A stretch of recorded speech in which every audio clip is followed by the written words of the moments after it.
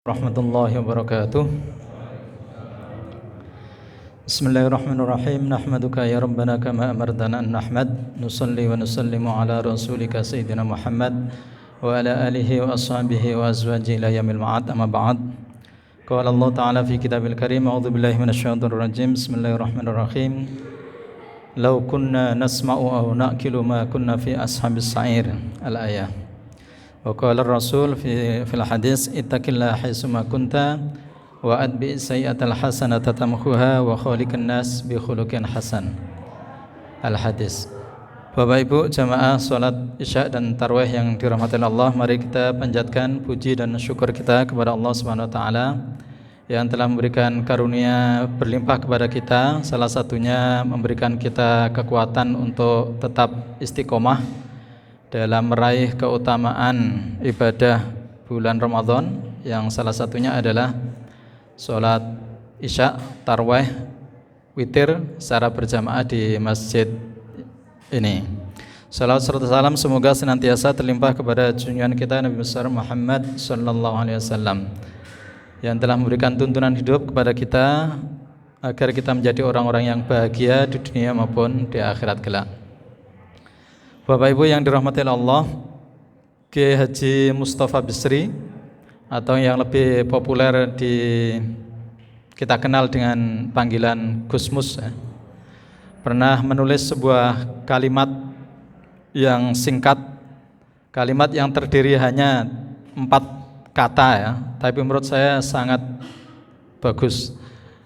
Gak tahu, saya lupa apa pernah saya sampaikan di forum ini apa belum ya? Ada yang ingat Bapak-bapak? Perkataan Gusmus tentang kebaikan. Betul kan? Jadi kalimat dari Gusmus itu adalah berbunyi begini: abadikan kebaikanmu terus dengan melupakannya. Jadi saya ulangi lagi, abadikan kebaikanmu dengan melupakannya. Sampun hafal Bapak? Makin dihafal ya. Sesuatu ujian.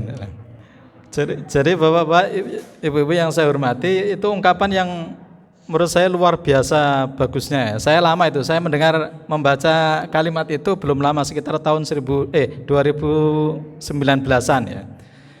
Saya mikir-mikir, ini Gusmus dapat ungkapan kata dari mana ini?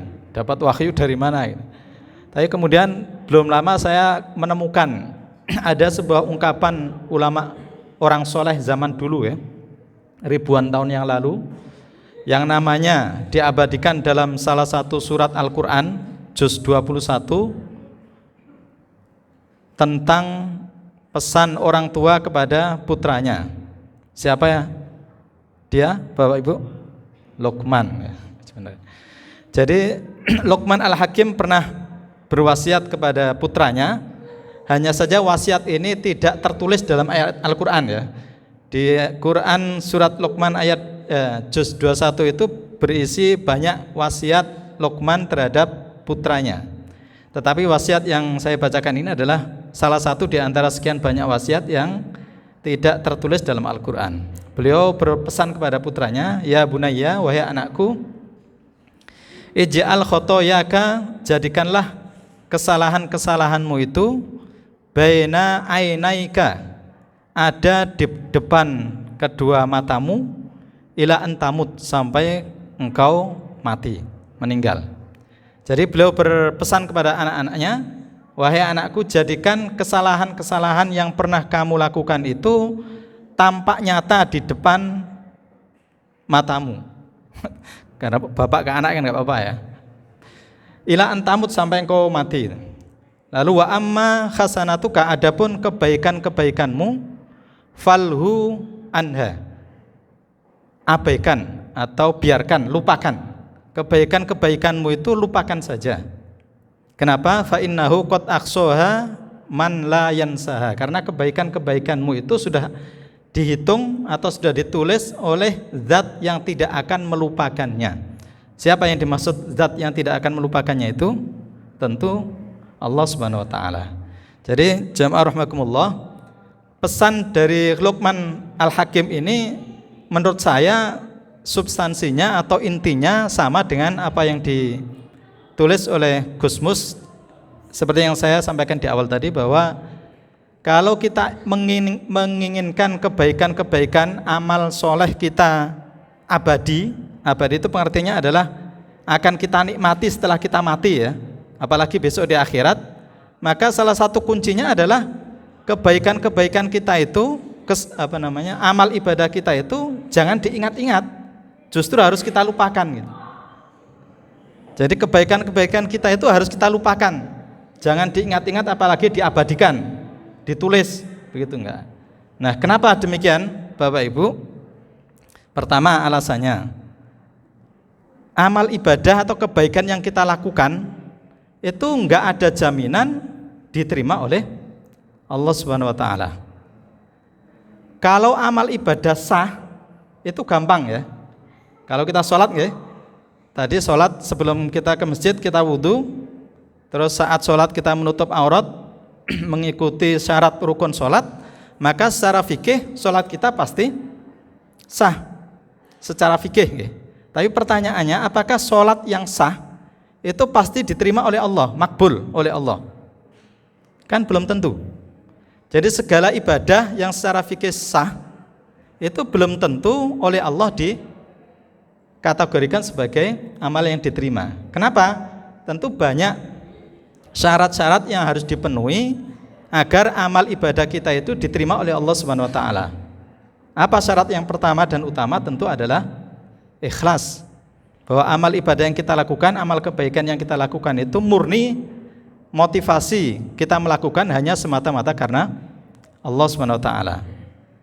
Orang-orang tua kita mengajarkan hampir di setiap, kalau kita sholat kan niat nggih. Begitu juga puasa niat. Di akhir setiap niat itu pasti kita akhiri dengan dua kata. Napa Bapak? Lillahi ta'ala. Kita melakukan sholat lillahi ta'ala, puasa lillahi ta'ala, haji lillahi ta'ala, zakat lillahi ta'ala, dan seterusnya, sedekah. Jadi selalu kita akhiri lillahi ta'ala. Itu artinya apa? Kita melakukan itu murni, motivasinya adalah lillah, untuk Allah. Bahkan tidak pernah kita niat,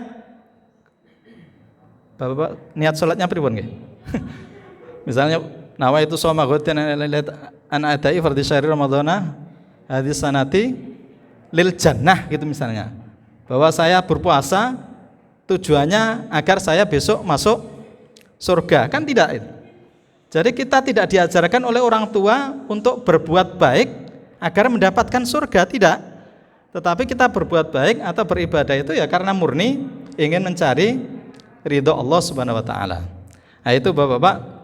Jadi amal ibadah yang kita lakukan itu harus kita lupakan. Kenapa? Karena belum tentu amal ibadah yang kita lakukan itu diterima oleh Allah Subhanahu wa taala, karena syarat diterima itu memang berat. Salah satunya adalah ikhlas tadi itu, murni karena Allah taala. Di sisi lain kita tahu dalam sebuah hadis Rasul itu pernah mengatakan ya. Cuma hadis ini masih diperdebatkan antara hadis sahih atau tidak ya. Rasul pernah mengatakan, man akala lukmatan min haram la tuqbal sholatuhu arba'ina yauman.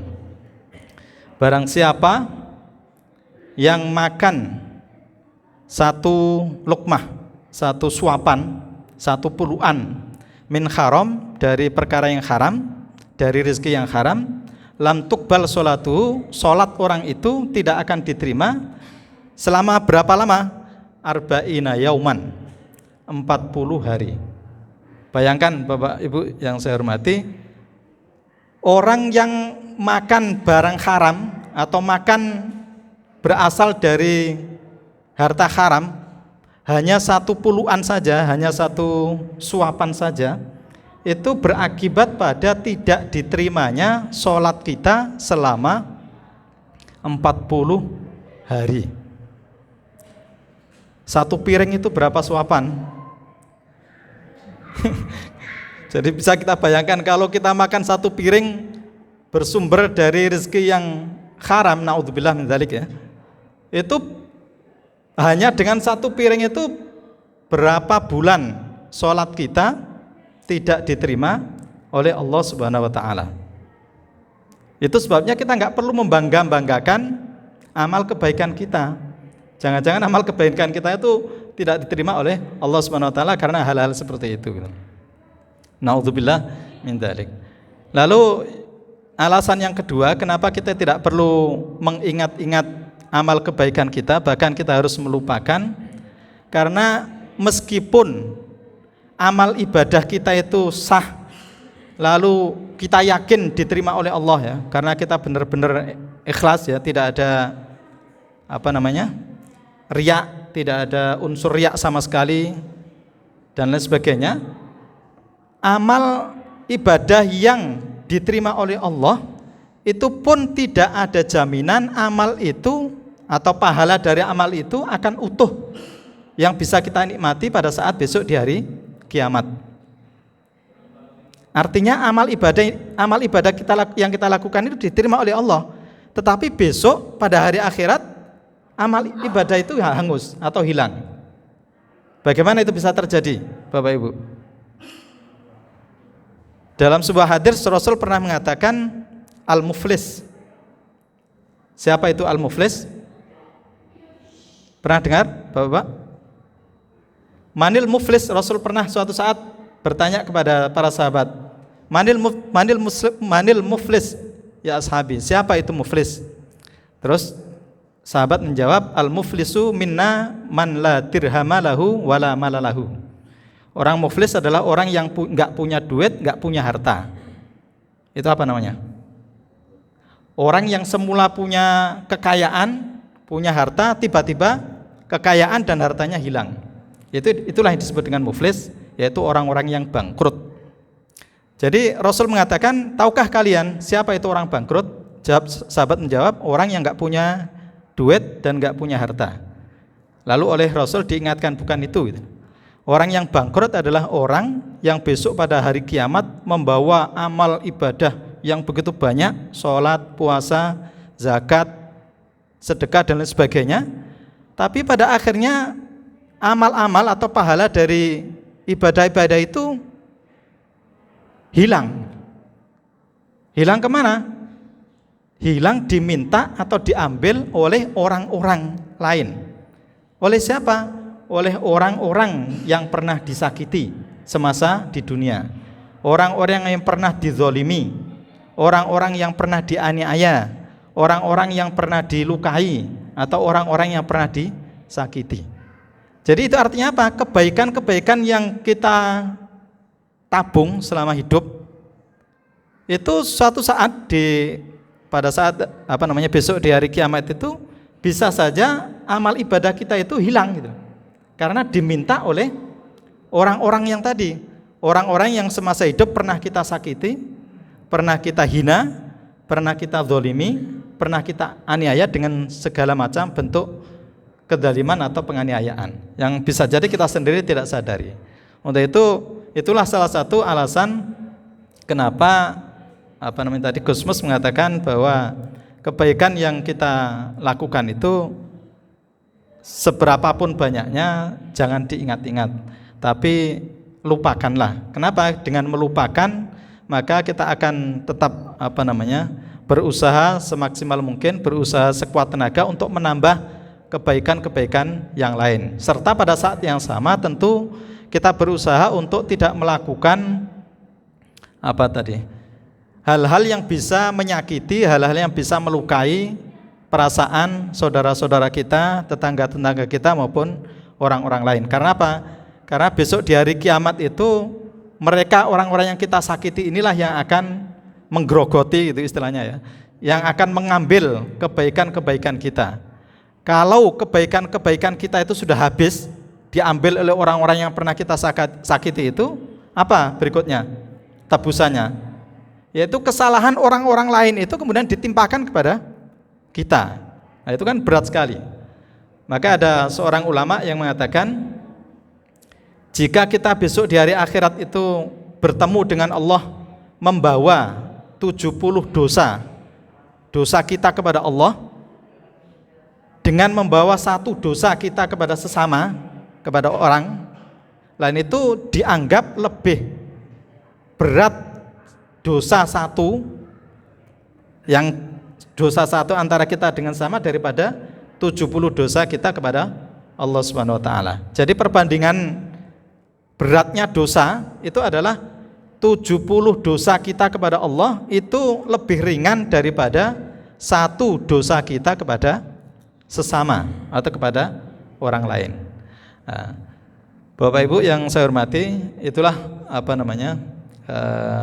hikmah, mudah-mudahan apa yang disampaikan oleh Gus Mus tadi, juga apa yang dipesankan oleh Luqman Al-Hakim terhadap anaknya tadi bisa kita renungkan untuk kita jadikan bahan pelajaran. Jangan sampai kita sudah ngoyo-ngoyo ya, dari pagi, dari subuh sampai sore berbuat kebaikan, beramal soleh, beribadah dengan segala macam bentuknya. Pada akhirnya naudzubillah, sekali lagi naudzubillah, besok di hari kiamat kita justru tidak menikmati tabungan amal kebaikan itu, karena justru dirusak atau dihanguskan oleh perbuatan-perbuatan salah yang sifatnya kecil-kecil, yang seringkali justru tidak kita sadari itu. Naudzubillah, mudah-mudahan kita dilindungi oleh Allah Subhanahu wa taala dari segala hal yang bisa menghapuskan amal kebaikan kita. Demikian yang bisa saya sampaikan. Mohon maaf apabila ada khilaf. Allahul muwaffiq ila aqwamit thoriq. Wassalamualaikum warahmatullahi wabarakatuh.